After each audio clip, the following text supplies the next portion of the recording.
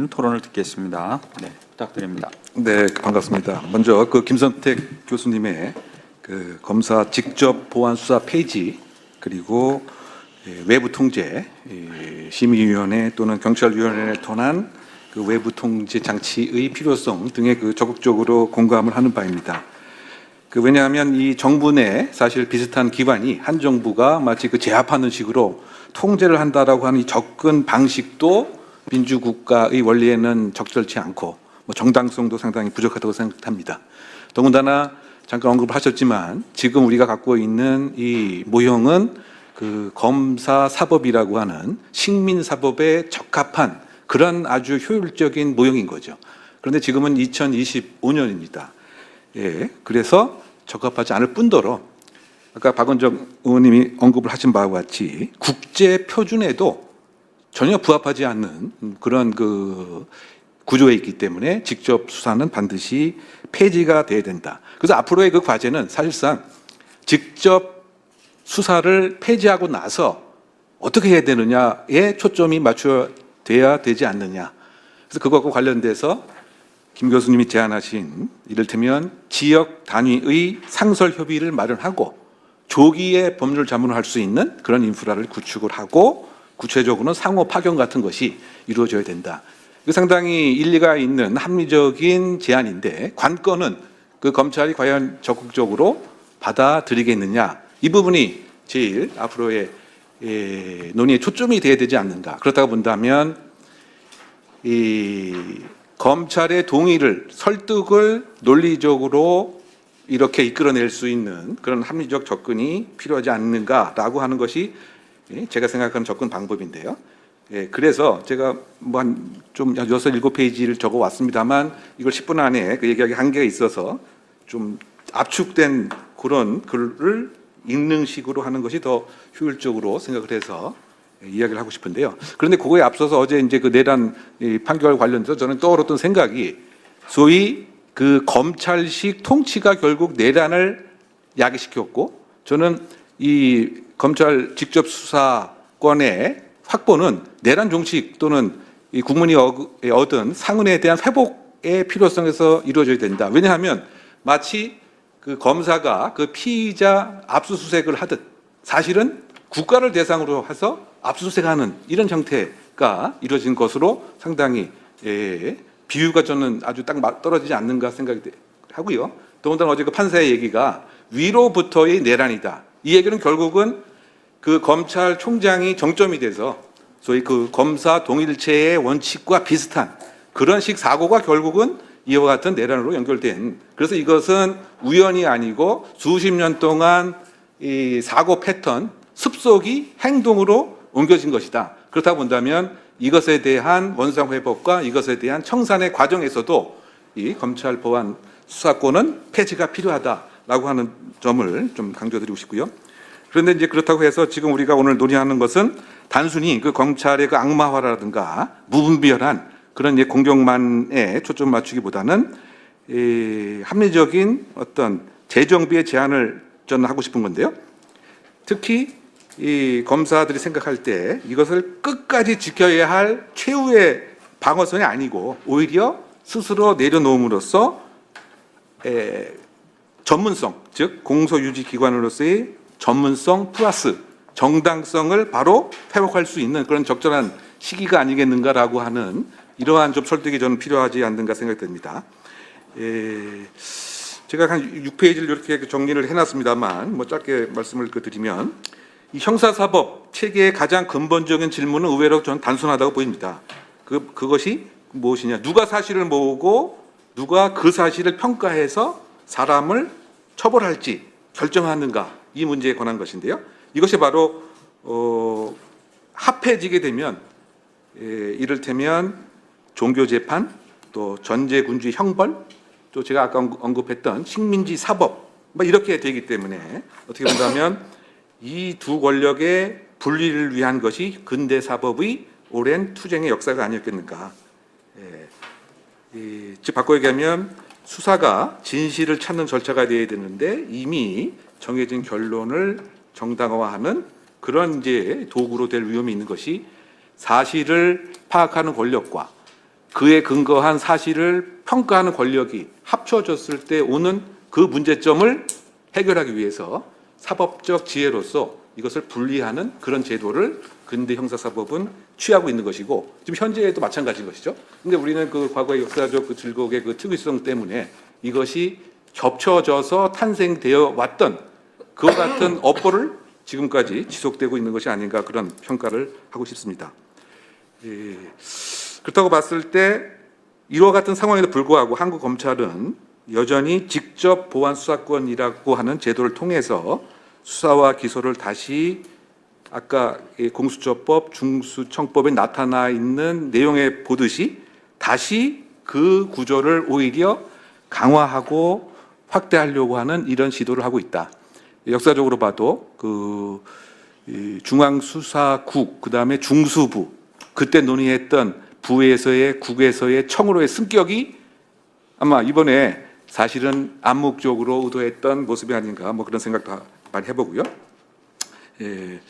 그랬을 때 항상 그 직접 보안 수사권에 관한 그 얘기의 요점을 그 명분을 검찰 내재적 관점에서 보게 되면 사회적 약자를 보호한다, 민생 범죄에 대응한다, 기소 전 자기 점검이다. 이제 이런 명분을 세우고 있는데요. 그런데 이 명분이 과연 실제에서 제대로 또는 명분대로 작동하느냐, 이거 엄청난 괴리가 있다고 생각됩니다.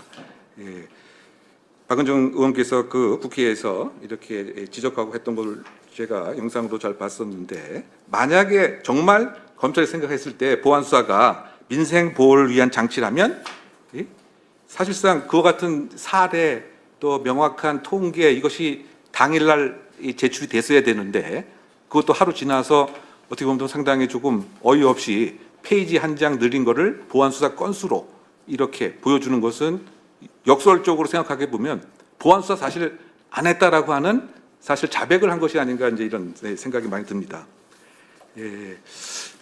관련된 뭐 여러 가지 그 사례 아까 잠깐 말씀하셨지만 김학의 전 법무부 장관, 뭐 윤우진 전 세무서장이 다 민생에 관련된 것이었는데 오히려 검찰 보안 수사가 이 불기소로 결론을 내게 되는 명분적 장치가 돼버렸던 이런 사안들, 또 늘 민생을 강조할 때 얘기하는 노동 서민 사건, 이것은 쿠팡 사건에서 오히려 거꾸로 불기소 쪽으로 아니면 묵살하는 쪽으로 바뀌는 뭐 이런 것들.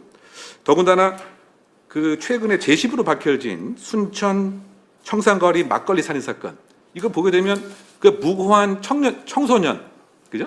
한 15살, 16살 이런 아이들이 그건 수원 노숙사 소녀 사건이 그랬던 것 같아요. 수원 노숙사 소녀 사건, 이게 한 2010년 정도에 발생한 건데 엉뚱한 청소년을 한 4명을 잡아놓고 사실은 살인 진범이다. 그런데 2년 후에 사실 대법원에서 무죄가 되었죠. 이건 대표적으로 이제 그 잘못된 판단인 것이고, 순천 청산가리 막걸리 살인 사건도 그 부녀가 15년 동안 그야말로 무고한 옥살이를 하게 되었던 이런 일입니다. 이것과 비슷한 사건이 아까 김성태 교수께서 잠깐 언급을 하셨던 그 1985년 영국에서 그 경찰이 갖고 있던 수사권과 기소권을 분리하게 되는 결정적 계기가 됐던 거죠. 그런데 우리는 이런 사건이 이렇게 반복하고 있음에도 그와 같은 영국의 결단을 못 내리고 있는 이런 문제가 있다라고 저는 지적을 하고 싶고요. 어제 그 대통령 그 이제 말씀 그 중에서 이를테면 이런 표현을 좀 하신 거는 저는 조금 개인적으로 유감으로 생각하는데, 검찰 전체가 그런 것이 아니고 일부가 좀 뭐 그러니까 그것을 전체의 일반화의 오류로 삼으면 안 되지 않느냐라고 하는 언급하신 것 같은데, 저는 이제 그보다는 이러한 것이 발생할 수 있는 그 구조가 있기 때문에 그런 검사들이 탄생을 한 것이다. 저는 이제 그런 생각입니다. 뭐 쉽게 얘기하면 이게 뭐 이론 중에서 썩은 사과 이론, 썩은 사과 상자 이론이 있는데, 소위 말해서 사과를 담고 있는 그 구조가 문제가 있으면 그런 검사가 나올 수밖에 없다. 그렇다면 접근은 그 구조를 바꾸는 그런 식의 접근이 필요한 것이 아닌가. 그것이 대표적인 이제 영국의 그와 같이 수사권과 기소권이 이제 분리되는 그 사례였고요. 그 미국 같은 경우에는 아예 이런 별도의 법이 있죠. 이를테면 그 법 자체가 Patterns and Practice Statute. 그러니까 동일한 사건이 계속 발생했을 때 이거는 개인 수사관, 개인 법 집행자의 문제가 아니고 그 조직 전체에 무엇인가 구조적인 문제이기 때문에 이 구조를 새롭게 짜야 되는 것을 사실상 근거로 하고 있는 이제 그런 법인데, 이것은 지금 우리 그 한국 맥락에 비춰 보게 되면 결국은 검찰 수사에 대한 단호한 분해, 그러니까 우리가 지금 오늘 논의하고 있는 검찰 개혁에 있어서의 보안 수사권 폐지가 미국적 관점, 영국적 관점에서도 바로 해야 될 그런 그 사항이다. 일부 검사의 문제가 아니고 이 검사를 만든 조직 전체 사과 상자의 개혁이 지금 그 필요한 것이고, 이 사과 상자가 계속 유지된 것이 사실상 어제의 법적 판단으로서의 내란의 법적 판단이었다. 저는 이제 그런 얘기를 하고 싶습니다. 그래서 좀 구체적으로 보게 되면 시간이 좀 지났습니다만 그 보안 수사권을 계속 유지하는 순간 공소청도 수사 조직이 계속 있게 되고, 그러면 지금과 같은 문제가 계속 지속적으로 유지될 수밖에 없다. 특히 여러 가지 검찰청법이나 이렇게 관련을 보게 되면 직접 관련성이라고 하는 애매한 개념을 통해서 결국은 타고 올라가서 전체가 이제 확장되게 되는, 시간만 늦게 수사하는 것뿐이지 사실상 검찰이 다 모든 것을 수사하게 되는 그러한 창구로서의 역할을 할 수밖에 없는 것이 결국은 이제 보안 수사권의 문제이고, 어떠한 예외 조항을 인정하는 순간 사실상은 70여 년 동안 해왔던 이런 그 검찰 수사의 폐해를 우리가 계속 목도할 수밖에 없는 우려가 저는 크다고 생각됩니다. 왜냐하면 결국은 기소 재량권이라고 하는 뒷배가 이 보안 수사권의 이와 같은 오남용의 자양분이 되기 때문이 아닌가 이제 그런 생각을 합니다. 하나 조금 더 강조하고 싶은 거는 책임성과 강조되는 연관되는 얘기를 하고 싶은데요. 이와 같은 문제의 또 다른 근본에 우리 사법 구조가 품고 있는 것은 바로 검사의 책임의 부재라고 생각합니다. 검사가 직접 보안 수사에 깊이 관여하더라도 그 판단 오류나 인권 침해에 대해 실질적으로 책임을 지는 그러한 구조가 우리 그 사법 체계에는 거의 존재하지 않고, 무죄 판결이 반복되어도 검사 개인에게 귀속되는 책임은 뭐 거의 없다시피 하고요. 제가 토론문에 써놨지만 구체적인 통계를 보게 되면 약 3년 동안 3,700건의 검사의 잘못으로 무죄가 됐음에도 뭐 여기에 대한 뭐 징계를 받거나 책임을 지거나 하는 거는 한 건도 없었다. 그걸 거꾸로 생각해 보게 되면 3,700건의 그 무고한 사람들이 이와 같은 사법 절차를 거쳐야 되는 그러한 것에 대한 피해는 누가 과연 이제 보상을 이제 하고 책임을 지겠느냐. 근데 이것과 관련돼서 그 미국에서는 이른바 이런 검사가 경찰 기관이 되지 못하도록, 즉 경찰 기관하의 방지책으로서 엄격한 그 판례를 구축해 놓은 것 같습니다. 바꿔 얘기하면 검찰이 혹시 수사에 착수를 하게 되면 그냥 검사로서 중립적인 변호 역할을 했을 때는, 여기서 변호 역할이라고 하면서 이제 정부의 변호사가 되겠죠. 했을 때는 그야말로 절대적 absolute immunity, 절대적 면책이라고 하는 철저한 보호를 받는 반면, 그렇지 않고 수사 관련된 그 일련의 행위에 착수하는 순간 이와 같은 보호 자체는 없어지는 거죠. 그러다 보니까 실제로 검찰이 굳이 수사를, 물론 이제 법상에도 수사의 주재자로 되어 있지 않지만 굳이 수사를 해서 이렇게 위험을 감수할 필요가 없는 거죠. 그러니까 실제 수사를 하는 검사를 찾아보기가 힘들다. 이것이 바로 제가 얘기하는 이 미국 제도 중에서 검사의 경찰 기관화 방지책이다. 반면 우리는 오히려 아까 제가 말씀드린 대로 처벌받고 징계받는 사람 검사가 한 명도 없을 뿐더러 오히려 이와 같은 사건을 한 사람이 그야말로 그 승승장구하는, 그러다 보니까 오히려 이 조직 문화가 뭐 기소, 뭐 오남용 이것보다도 뭐 정치적 사건에 뭐 영향력을 조직을 위해서 조직의 위용을 보여주는 그런 일을 하게 되면 보상을 받는, 이거 상당히 그 왜곡된 그 구조이기 때문에 이것에 대한 그 해결 방안이 결국은 검찰 보안 수사권 폐지가 되지 않겠는가 이렇게 생각이 되고요. 그래서 마지막으로 이제 결론적으로 그리고 이제 그 보안 수사의 실질적인 그 존재, 그러니까 과연 그 보안 수사가 이제 아이고 15분 지났네요.